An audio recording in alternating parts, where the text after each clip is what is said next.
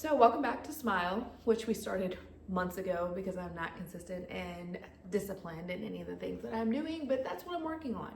So if you've not been here, I am Bree. I am a single mom of two who is leaving corporate America to get into her own passions and what God has for her. So what's been going on since the last time I talked to you guys? The same chaos.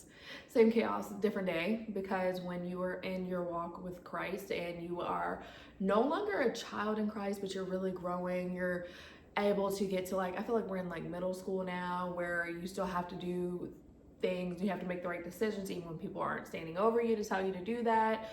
And sometimes you're tempted and you're distracted and all of the things. So I feel as though I've had a lot of things that have happened over the past couple of weeks, including a lot of opportunity when it comes to training athletes, which if you don't know me, I am obsessed with sports. I love performance. I love to be able to coach not just the physical aspect, but also be able to help people mentally, emotionally, be able to persevere and find identity outside of their sport, as well as thrive inside of their sport. And I am looking to take that on full time. My position at my nonprofit is gonna be no more in 35 days. So I'm preparing myself to get my ADHD together, to actually focus and come up with a routine and take control of my life. I was struggling for the past couple of weeks just trying to figure out, why can I not stay consistent in planning? Why can I not put myself out there? Why am I struggling with all of these things? And I realized that when you grow up in survival mode, in chaos, in trauma, you literally just have to move when things are happening. You really never take control of your life. And as a child, it was just okay, I would have bursts of good times and memories that I have, but it was more so X, Y, and Z is happening. This is how my parents are reacting. This is how my family members are reacting. So it's such a reactive lifestyle to when it comes to actually being proactive, that's really hard for me. And so now I'm really forcing myself to be proactive. How do I put myself in a position that I can make my own schedule? I can choose what I'm going to do. And it has really been hard for me. So I just decided, okay, you need to be consistent with posting. You need to be consistent with actually putting yourself out there and sharing your testimony.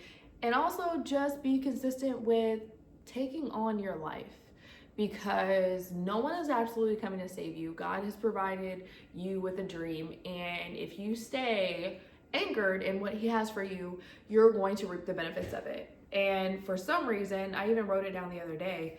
It's hey, when things are sent to me that are chaotic, that have all these things, I'm always okay, this is normalcy, this is what life is. But when things are happening in a way of prosperity and good and elevation and expansion, that's when I question God. Why would I be questioning? Here we go with this book.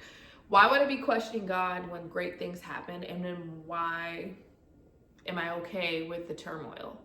That's backwards. So you really have to be just as grateful as in the good or in the indifferent, because God doesn't provide you anything that does you harm or is truly bad. Sometimes there's just lessons in whatever it is that He's putting you through in that season. And so for me, it's, you have to understand how to praise Him and have to give Him the glory when it's at the midnight hour or it's in the complete sunshine and all the peace and prosperity and joy.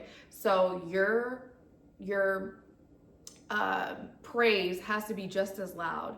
And so we talked about that at church last week, is that when Paul was put into prison, he was supposed to go to Asia, he was supposed to go to other areas, but God didn't send him there. He sent him to Philippi, and when he got there, he was imprisoned. And when he was imprisoned, it was something where he still continued to sing. He still continued to give God all the praise, regardless of the circumstances, regardless of where he had him. He still gave him all the praise. And so our pastor put in a great analogy. So he reads the word in a way that you're so easily able to envision what God has done within the book of the Bible.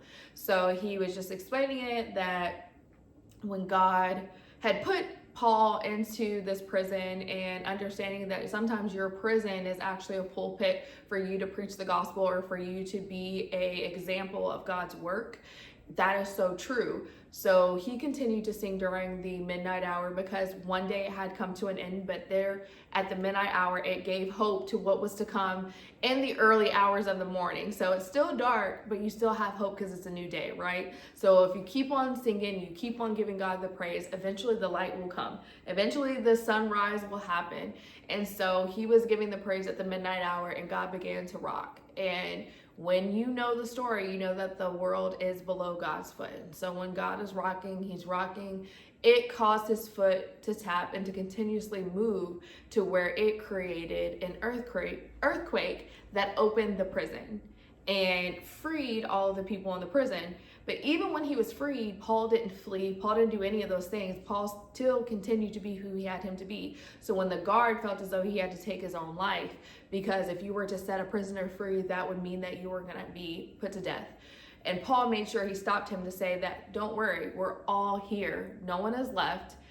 And the guard gave himself to God. And so that was the wrapping it around full circle, is that sometimes you feel as though you're in a prison. Sometimes you feel as though you're being reprimanded, but really it's a testimony to show what God is doing and how he can work in your life to others. You don't understand how you can really administer your word and how it can affect so many other people if you stay diligent and you stay anchored in what God has for you. So that was the word, and God has really been speaking to me. God has been just like, oh, again, this word has been written for me. This word has been written for me. This word has been written for me. I'll be looking around at church like, is anybody else feeling this the way I'm feeling it? Because it's on me. This is me. If it's not been, start the business. What are you doing? Put yourself out there. Here are the resources. Do this, do that. It is really being a blueprint to what's happening in my life. I just have to have the discernment to walk diligently with God and not to be halting and be confused or to be running ahead of what he has for me. And so over the next 30 days, I will be sharing my experience with everybody. I will be keeping myself consistent, because I even wrote, again, here we go with this book for the third time. I struggle with journaling. I struggle with writing things down. I'm a big talker. I've done voice memos before, but sometimes when I sit down to write, like, again, my mind is always going, and I have self-diagnosed myself with ADHD. So we're going to go with the diagnosis, and we're also going to treat ourselves as well. But I actually finished a whole journal prompt devotional today, and just spending that hour and a half with myself this morning was so needed, because I'm just easy to get distracted with things and scrolling and all of those things. So I was able to write consistency, because I truly pray, I'm like, God, please help me become consistent with something, with your word, with what you have for me, with planning and all of those things. And so while I started this, a song came on, because I also listened to the Christian R&B playlist on YouTube, and it was Madison Ryan. Her song, I'm not sure which one it is, but it says, save her mind, hold her hand. So God, save my mind and hold my hand and help me be consistent, because I know exactly what you have for me. I know that I continue to complain, but I've asked for everything I never experienced. So what you will have for me is a strong woman, a present mother, and a respected woman amongst men, a true leader. So I'm your daughter, I know that. So while I struggle with my own abandonment for my fleshly parents, I can no longer just be tied to that. I have to be much more than what my standing and my arrival onto this world looked like. And now I'm able to step into that, because I no longer want to be a product of my circumstances. I have my own kids, I have my own life, and I'm breaking generational curses of just being stuck, just being, the status quo. I've actually prayed to be mediocre. That's not a thing. God laughed, because I felt as though, hey, just give me a hunky-dory relationship, just give me this, just give me all these things. And God keeps snatching these men up out of my life. Like, that's not what I told you to do. That's not what I told you to do. That's not what I told you to do. So I was like, God, I'm okay with not being great. I'm okay with not being a monumental person. Just make me somebody's wife, and let me be happy and taken care of. That's not happening. So we have to be his daughter And here I am under the wing. I'm not gonna keep poking my head out and trying to jump off the cliff, because I really wanna stay under the wing until you find said person that is supposed to then give a handoff, and I feel as though absolutely they are sent by God. So I went through this, and I hope that I stay consistent. I told myself if I wanna be consistent in my career, the things that I want out of this world, I have to be consistent in my walk with Christ. I have to be consistent in having conversation with him and praying and giving my life and picking up my cross every single day and dying to the flesh.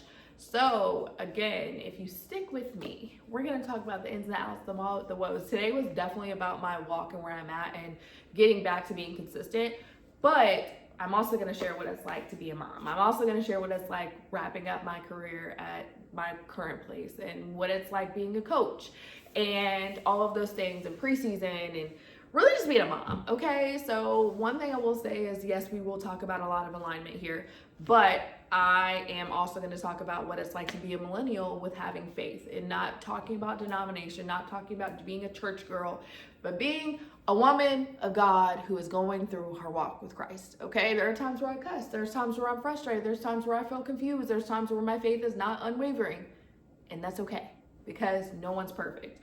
And there are some days where I'm extremely drained, but I'm gonna hold myself to the standard of getting things done, of showing up, and actually completing and creating a community of people that want to have something and someone to latch onto and have conversation with, that understand, okay, for the girlies that are not exactly where they want, they might not have the degree that they wanted, they might not be in the career field that they absolutely wanted to be in, but they're ready to take that step. They're ready to actually embark upon who they are supposed to be and not just where they're at right now. I'm ready to have those conversations and also provide a sound voice of being who I am, because I'm a person that's in progress, and I'm okay with being in progress. So don't forget to like, subscribe, and more than that, I'd rather people comment. I'd rather you comment, give me feedback, start conversations, and if you come back, you come back. But I know that I'm not everyone's cup of tea, so I'm okay with that as well. But have a great week, have a great holiday, depending on what time you watch this. Tomorrow is Memorial Day, but have a safe and amazing day.